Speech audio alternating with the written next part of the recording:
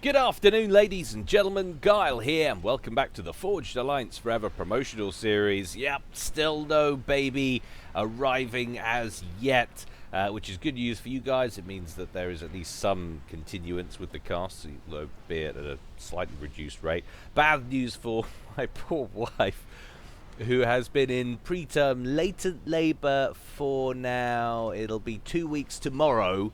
Oh, and she's been having contractions for, which is just insane. Ladies, I'd take my hats off to my hats because I wear many. I take my hat off to you, guys, because what you have to go through is insane. Don't let anyone ever dump on it, because damn, all of us guys are so thrilled that we don't have to go anywhere near it. I know I'm not really talking to a great deal of you, because there's probably about 5 female subscribers in my entire subs list. FAF has about as much estrogen in it as, I don't know, a coal miner's bar in the Welsh Valleys might have. But anyway, nonetheless, if you're listening, ladies, we appreciate what you do, so we don't have to. We'll just leave it at that. Now, those of you who've been paying attention at the bottom of the screen, the little scrolling bar, will be surprised by the amount of names, because I think it's a first. It's a custom 7v7. Yeah, you heard that right. 7v7 on the cards this afternoon, on an ultimate map as well, which is also a first for Guilecast, and we'll go into all that in just a second. It's going to go down on Ian's Cross Ultimate. I'm ready, you guys are ready, and the players are sure as hell ready, so let's go on over to the game zone and see how these guys are going to get on. Now, I'm going to unpause it, but I put it on -10 because we've got a lot to get through. Now, this is Ian's Cross, potentially, don't know why I pressed that there, go back to that, potentially not as you know it, though. You might, if you know the original map, you might look at it and say, oh, it looks a little bit different. Well, that is because it is the ultimate version of the map. What is the ultimate version of the map? Well, the ultimate maps are basically a way to do away with all of the Wonder Open version 5, fixed hydro, this, that, and the other. It allows you to consolidate all the different versions of the map, all the different ways you can play a certain map, without having to have tons of different maps. So it'll allow you to change the amount of reclaim on the map. Certain points will have more reclaim on it. The amount of spawns, whether or not you have the redundant spawns, if you are playing, say, I don't know, a 2v2 game, but you want the other spawns of, say, a 4v4 match to be available that you can expand into. You can have those active or inactive. It's a dynamic, emergent experience in terms of the way you can adjust the map before you start in the lobby. So it really makes everything a lot simpler for everybody, and it means that we get a little bit more diversity of gameplay, which is why this looks so very different. And we can have this 7v7 version of Ian's Cross. Yeah, absolutely crazy. And what's even weirder is the way the teams are split on this. They are split pretty much down the middle, right down the center. So we'll call this team 1 over here on the left and this team 2 over here on the right. So going first for team 1, we'll start right up at the top. We have Ricky Rio in combat green. He's gone Cybran, bless him, and he's opening first land up there on the plateau. Next up over here, we have King Dracula. I don't think he was ever a king, but we'll let him go. He's probably more like a lord or something, like a duke or no, he's a count. It's in the bleeding name of the book. Anyway, he's ascended. Something terrible happened in Transylvania, and he made the throne. Anyway, he's chosen UEF, so we got one thing right, and he's opening first land there in mellow yellow. Next up beneath him, we have Aquatics in regal purple. He's going Aeon, and he's opening first land. Team member number 4 on the western plateau is Lucas Akoa, and he is also going Cybran in Hallyborange orange there, opening first air. Next up, in the bottom left-hand corner, 2 players down here, it's Deturo, first of all, in Pontiff White. He is going UEF, opening first land, and going Aeon next to him, opening first land, going second air in Breast Cancer Awareness pink. It's Cthulhu Rising, and then the last player for Team 1 is actually in the center, which is Malicious in Elephantine Grey. He's also going Aeon there, opening first land. So we've got 1, 2, 3 Aeon, 2 Cybrin and 2 UEF. I think I have the right to that. No Seraphim there for Team 1. Let's take a look at Team 2. And oh no, we have a droppage right from the beginning. If we go to the sections, even at -6, I didn't get that off before the drop. Unfortunately, you can see a little bit of conversation about lags at the center. So that's this chap over here, Lomhev. He went UEF in Ferrari Red, opening first land, but he will be leaving the game. So very unfortunate. We get a departure right off the bat there for Team 2. But let's introduce the other players first of all before we speed anything up. Orb, first of all, in the center, going UEF. Should have a slight advantage on the ground in the proximity turns up against Malicious there. And he's gone the customary baby blue, opening first land there. Team member number 2 at the southern plateau. We have the winner of this week's Amusing Name Award. It's obligatory Rory. He's gone Cybrin in Vivacious Violet, opened first land. To the bottom right in Burgundy Red, we have Deadpool Leo, or Deadpool EO, depending on how you want to say that. Also going Cybrin there, opening first land. Next to him, the first Seraphim we've seen so far. It's either Merida or Merid 4. I think it's probably Merida. Going electric blue there, opening first land. The Eastern Plateau still yet to leave the game because of how slow this is going. That's Lomhev, as we said, but we don't really need to spend time on him because he is already departed, and there he goes. Next up, we have Reindeer in Baby Pink going UEF, opening first land. And last but not least, another UEF over here. It's Vanishar, and he's going Spetsnaz Green, opening first land. So there we go. So we've lost one UEF. So we've got 1, 2, 3 in the center, 3 UEF, a couple of Cybrin, and a Seraphim, and of course it would have been 1 extra UEF there. So taking a look at the alterations to the map compared to what you might be used to seeing on the standard Ian's Cross, there is no direct route up onto the plateaus. They are completely isolated. They are impassable with their cliff edges, so the only way to get up there is to drop. That gives a large amount of safety, you would think, for the people who are starting there, and of course makes the departure of Lomhev for Team 2 slightly problematic.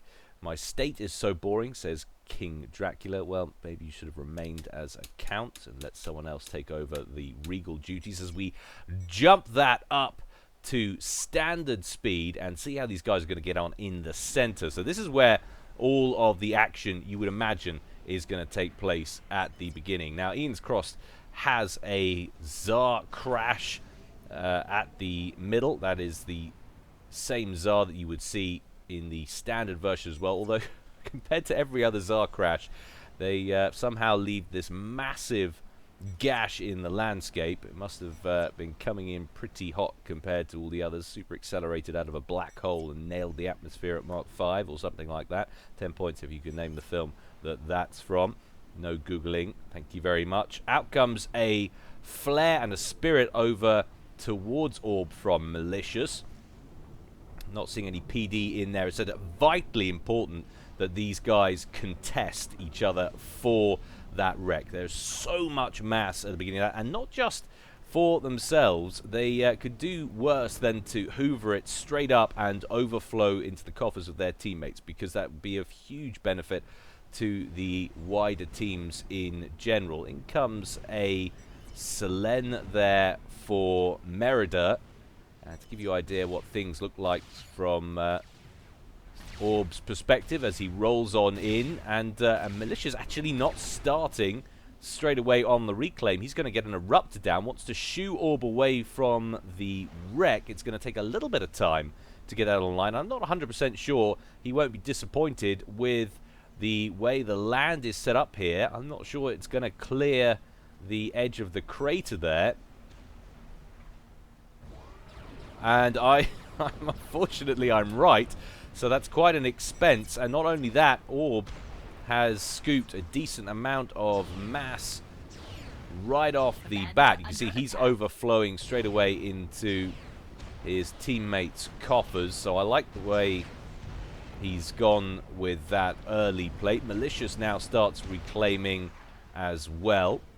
Little bit of to and fro, backwards and forwards between the odd T1 units that are rolling in from the main bases. In comes a drop there over in the east from Reindeer, who's looking to pick up the remnants of Lomhev's old base. Lots of mass points there ready to be scooped, so no resting on his laurels there. Malicious tries again to get another T1 PD, at least one of some use online. There we go, that's going to be completed, and Orb will now have to do something about that or back away from it. It's also getting a little bit of incoming fire coming from the Auroras down here as well as they flow in from Malicious's land factories. Working on taking down the T1 PD first of all. In comes a Lobo shell from back here as well, which helps deal with that.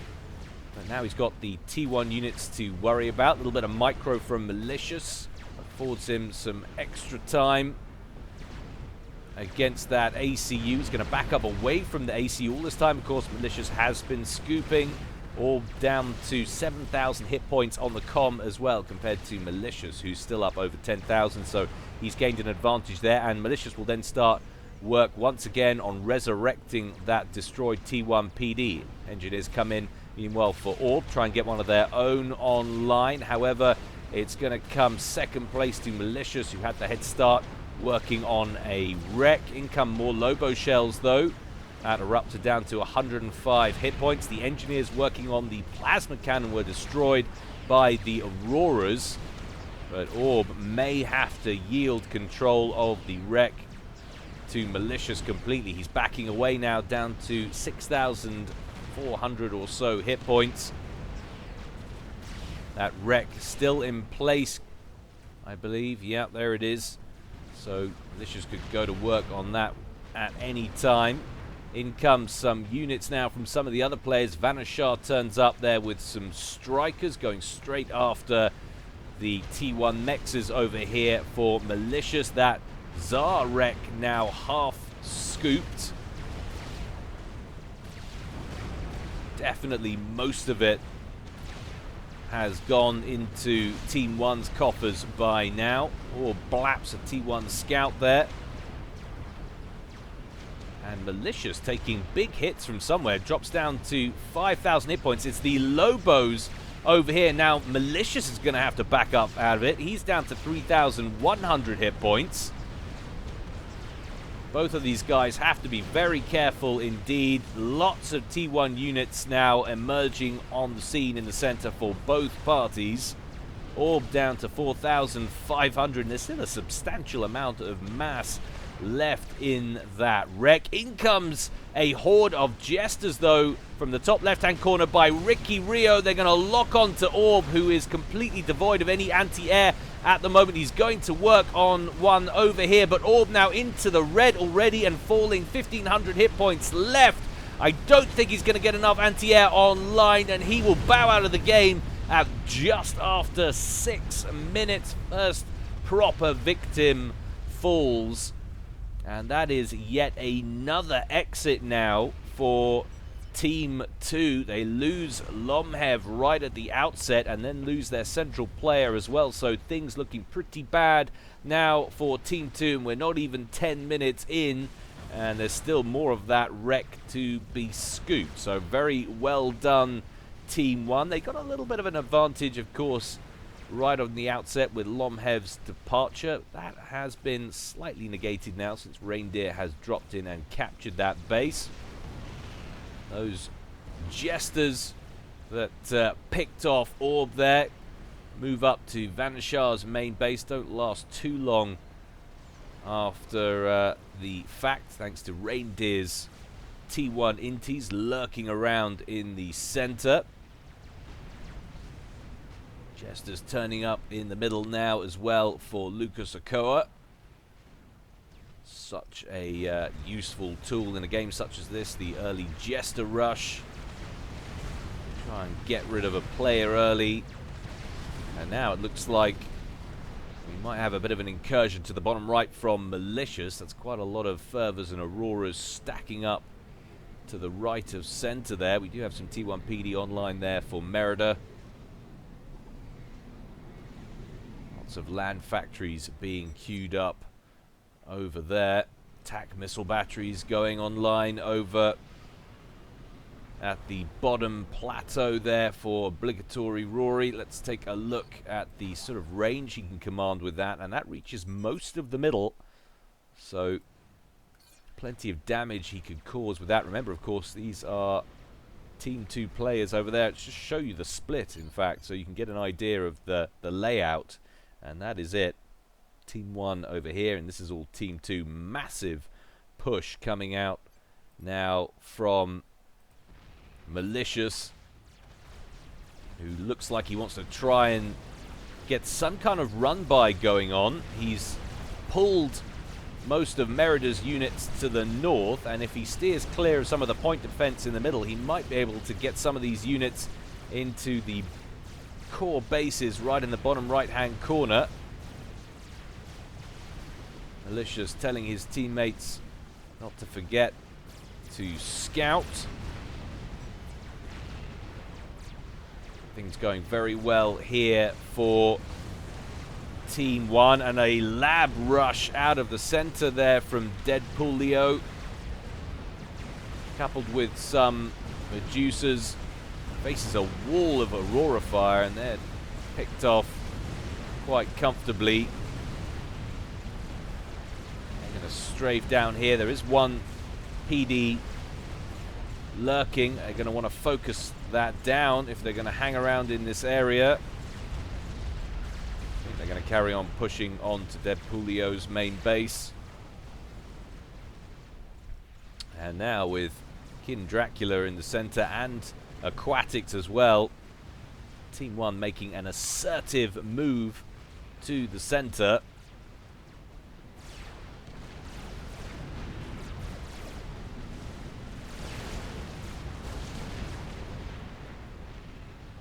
And a little bit of a run-by from Deturio as well. Only 4 strikers breaking in towards Deadpoolio's main base, but they're cut down pretty quick by the units he has lurking at the front of his main base there. Lots of attack missile launchers going online here. Some serious damage just waiting to happen. And he's just got a couple of missiles queued up there already, and he's pausing construction of the missiles once they've got 1 or 2 loaded.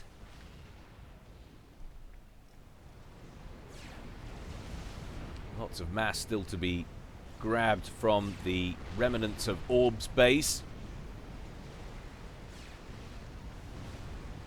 Vanishar comes forward with his ACU, but stops sort of at the mouth to the top right-hand corner. Going to push on into the center. Wise move. He will be massively outgunned. Taking a quick look at the eco side of things. Malicious out in front, unless that's reclaim related, which it could well be with the amount that's deposited in the center. 104 mass, or 94 as it's jumping up and down, but that's still a clear lead over everybody else. You would think Reindeer will jump and jump soon, considering he's sitting on effectively 2 bases. But those 2 are the clear leaders. Everybody else is 50 or below, some as low as the low 20s, such as Deadpoolio. And someone else was a moment ago. There we go. Ricky Rio on 25 as well.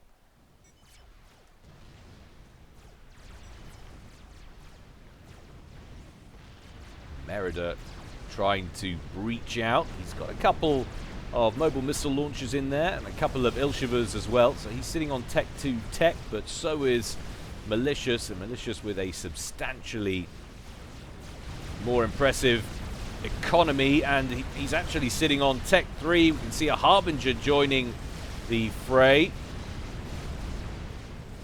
and that will cause no end of problems there for Merida as he tries to break out, but there goes a volley and a second one as well.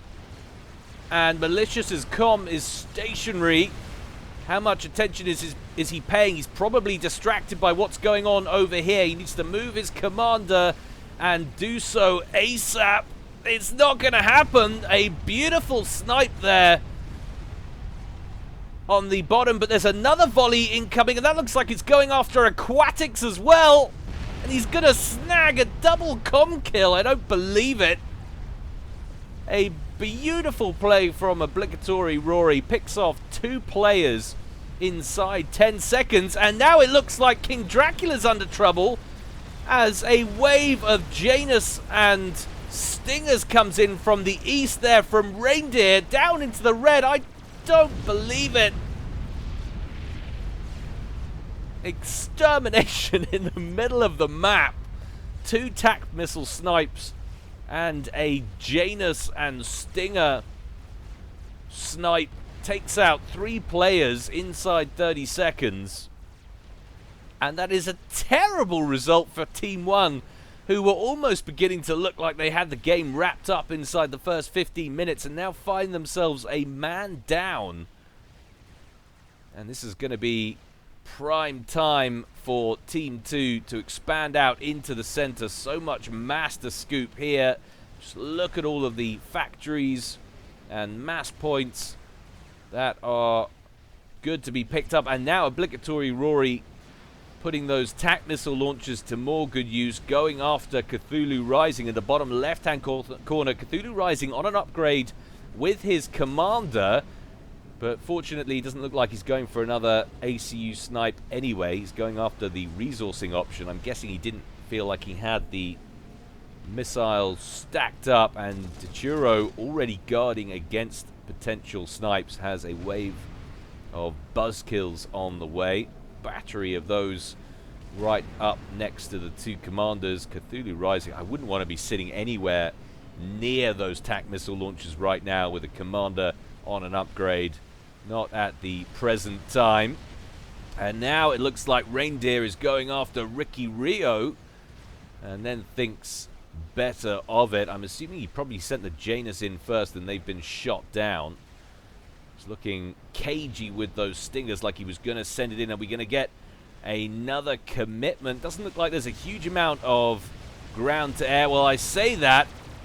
There is some 9 T1 tracers up on the plateau. Reindeer going straight after those first of all. In fact, they're not all tracers. About 6 of them were tracers and 3 of them were auto guns. So now they're dealt with. He can potentially go after more important structures, but I think he's going to run out of gunships. Ricky Rio prioritizing interceptor production, and then as soon as they're built, sending them straight after the gunships. He's also got 1 burstmaster in there as well, so that's more than enough to deter a gunship push. But some of the defensive structures taken out there. Not sure it paid for itself, that attack, but Reindeer now, with the departure of Malicious, now joint first in terms of eco with Lucas Okoa, and you would think he would leapfrog Lucas. As we said before, Reindeer sitting on 2 base, but Lucas well supported on the eco front. Mass storage around all of the mexes. We'll be embarking on Tech 3 extractors soon, I would imagine. Still those tac missile batteries firing, and look at the redundant mexes down here. Cthulhu has lost 2 of those batteries, 1, 2, 3, 4, and that's not a surprising scene. T2 engineers working on some tac missile defense to repel Obligatory Rory's. I could just say Rory, but it's too much fun saying Obligatory Rory. Wonderful lyrical sounding name there. 4 kills for that one, 3 for that one, 1, 2. Actually, they're tac missile loaded, so 3, 4, 2, 2. Lots of kills there. Of course, a lot more if you factor in the fact that 2 whole civilizations on this planet have been wiped out 2 whole armies from that snipe. Going after the forward T2 land HQ there for Cthulhu Rising, and he will snag that as well. So still suffering at the hands of those TAC missile launchers, Team 1. And now a mongoose incursion from the other side of the map, the top right-hand corner. Banner Shah runs into an obsidian and a blaze there. Mongooses keep their range, of course. Use those huge arcing Gatling guns with those rocket barrages to good effect if micro correctly. But straying too far forward. Picking up some extra fire there from the T1 tanks of Deturo. And Merida expanding nicely now into the center. And we've got a bit of a drop underway there from both Deturo. Well, a drop from Deturo and some gunships, some renegades coming in there from Lucas Okoa. Obligatory Rory rolling forward with his comm initially to deal with the ground threat, but then backs up as he sees the gunships coming in. We have gunships coming in to defend there from Obligatory Rory, going after the lone Percival, but Rory taking huge amounts of fire from Lucas. In come the T1 Inties from Reindeer on the other side of the map, but they're not going to get there in time, and Rory will capitulate to that air power, and the players in the bottom left-hand corner will breathe a sigh of relief, but it may only be temporary as a T1 land incursion from Deadpool Leo and Merida steam in through the front door. Cthulhu Rising gets a T2 PD online, but banks of T1 would probably profit them better. Trying to get a shield online, but there's too much firepower coming in, especially with the mongoose turning up. Down goes the Oblivion turret, and Cthulhu's health starts to evaporate as those mongoose open up, and Cthulhu does exactly the right thing. He's coming out of the base, and he's going to use his comm bomb to take out most of those units, all of those units pretty much low order, and succumb to that comm explosion, and that will buy Jachuro a little bit of extra time to get his house in order, as there are more units on the way. So nice work there from Cthulhu with his comm maneuvering, keeps his teammate in it a little longer. I might have spoken too soon, as some more stingers turn up from Reindeer. They're going after the rail guns over here, but I think Jachuro with just enough anti-aircraft firepower to sustain him. Jester's going to work on the lab incursion. I like what I'm seeing from Deadpool Leo. Mass labs, not always the most effective strategy, but it certainly is putting Deturo, or keeping Deturo on the offensive. Just trying to get a little bit of a run by going, trying to get some units in sensitive places. But unfortunately, Lucas Okoa on the ball with his jesters, still proving to be a very effective tool in this game. Tidies up those units and keeps Deturo in place. And now we're down to 1, 2, 3, 4.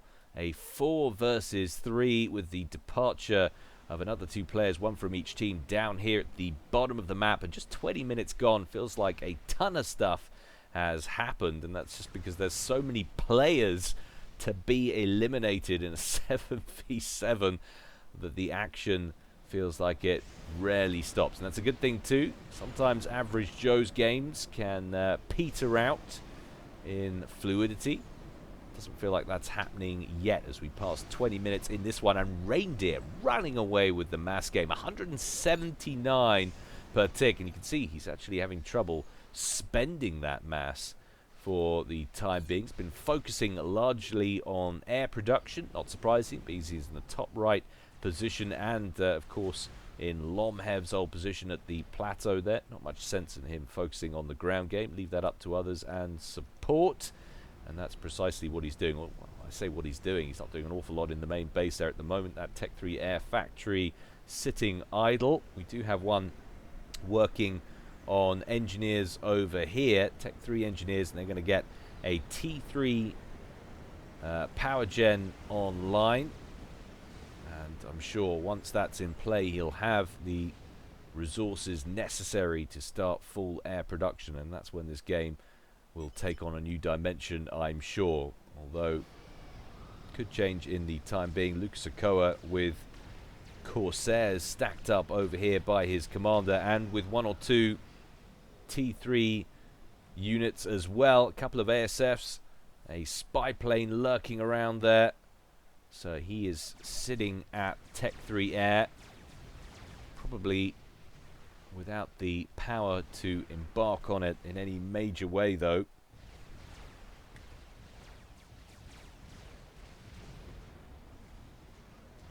A little bit of air scouting going on in the bottom right-hand corner from Ricky Rio, who's trying to consolidate defenses on the cliff edge. And you can see Vanashar down here as well, also setting up some fire bases, and he's going for T2 static artillery. That's an interesting option because I'm not sure he's going to be able to do much with those against the natural opposition up on the ridge there. The elevation looks a little bit too high for me, but I'm always happy to be proved wrong. We'll see if they manage to hit anything with those. Attack missile launcher online for Vanshar in the other base. I don't believe it. Okay, so I am wrong. Comfortably arcing over the top of that. That's enormous. An enormous elevation for... Can someone answer in the comment section below if they've adjusted that any time recently? Because I'm sure Tech 2 emplacements weren't able to fire up a cliff edge on that kind of elevation before. Maybe that's a recent addition. I'm not 100% sure, but impressive nonetheless. In comes a Corsair from Ricky Rio, followed up by a couple of interceptors. Ricky Rio defending himself against air attack. Needs to concern himself now about the artillery threat, which is coming along very nicely indeed down here from Vanshar. 1, 2, 3, 4, 5, 6 clink hammers online. There goes 7, and another 8 or so queued up. That could be a massive problem, being as it seems they're able to clear the cliff edge and reach deep into all of the sensitive buildings back here. All of those T2 P-gens, whilst under shield coverage, look potentially vulnerable, but Deadpool Leo looking very vulnerable to a Corsair strike, a surprise Corsair strike from Lucas Okoa. He loses all of the T2 fighter bombers in the process, but picks off another player. And it is now a 3v3, so at least in player terms, Team 1 managed to level the playing field, but it doesn't feel level at all for obvious reasons. Merida expanding aggressively out into the center. We've got Tech 2 tactical missile launchers going up in the middle. They should be able to reach most places, and just as we start talking about them, they launch a volley, and they're going straight after Lucas Okoa up on the plateau, wanting a little bit of retribution for the snipe of their colleague in the bottom right. Question is, what is the target? We do have some zappers online over here. Going straight after the hives, picks off 2 rows, taking it down to just 3 back here. Now going after the T3 air factory. An awful lot of them break through and bring them down to around 1,000 hit points on that. The hives and the engineer immediately start repairing that air factory, but another strike would do it. Now going after the corner mass extractor, that gets killed off. Meanwhile, combinations of TAC missiles and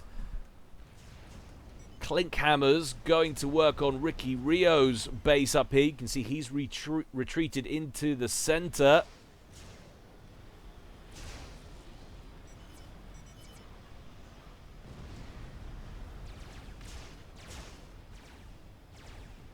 Really is a game of snipes, this format. Very little in terms of direct combat between these guys.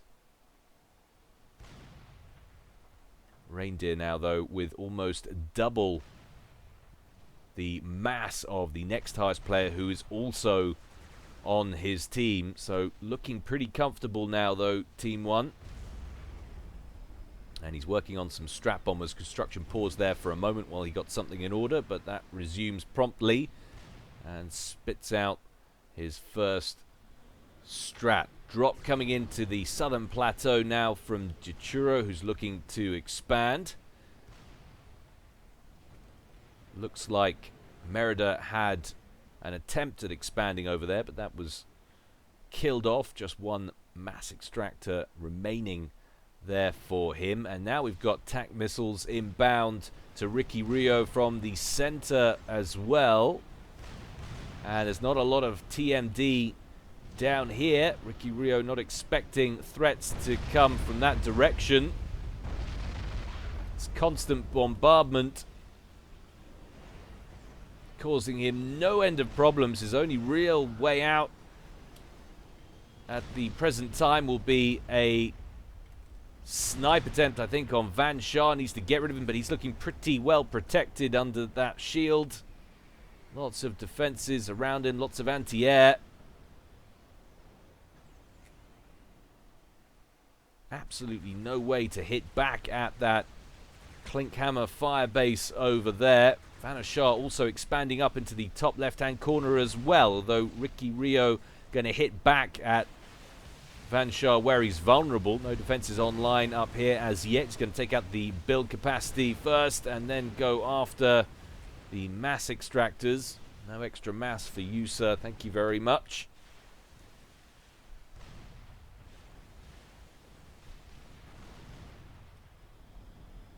I think we can afford to bump this to +1. 27 minutes now gone in this one.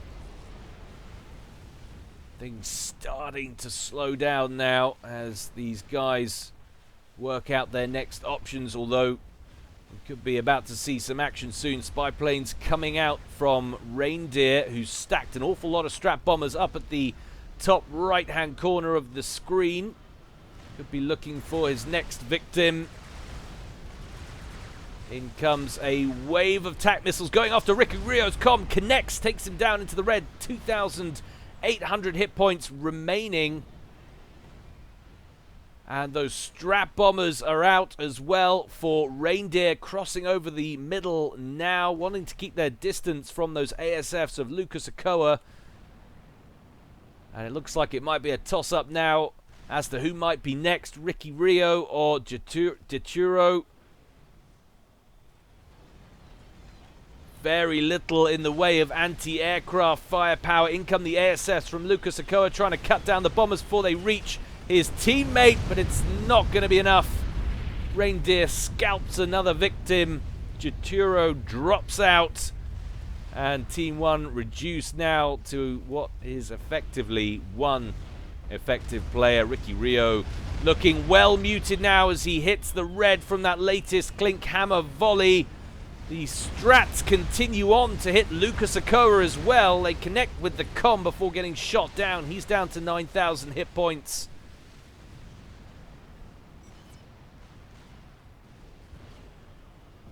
And surely it's only a matter of time.